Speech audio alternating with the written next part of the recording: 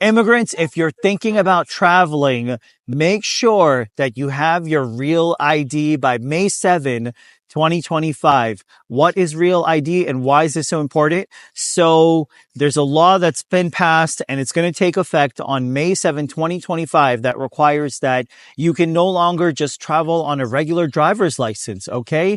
So anybody who goes to the DMV, you're going to have to go and get an updated or upgraded version of your driver's license to what is known as a real ID or enhanced ID compliant. Okay.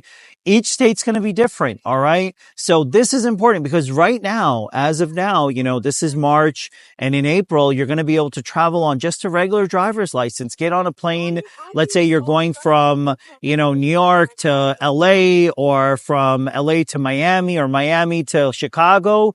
That's not a problem. But TSA is not going to let you fly unless you have an enhanced ID or real ID that's issued. And that's important for immigrants because it asks you about your immigration status and your legal status. The laws in America are getting tougher and tougher for immigrants, and you're not going to be able to travel if you're undocumented and you just have a regular type of like state ID or some other type of local ID, because you will need to prove that you have some sort of legal status. So if you're an international student, you're an F1 student, you come here, you're on valid status, you could get a real ID made. Now, there is one alternative for, let's say, immigrants here who don't have, a real ID or can't get a driver's license.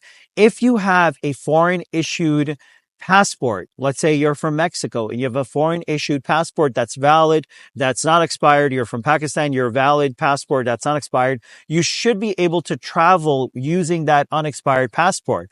But, now we live in a world where there's a lot more scrutiny and tough laws for immigrants, and traveling at the airport is not the same anymore. So immigrants, make sure you get your IDs updated for traveling.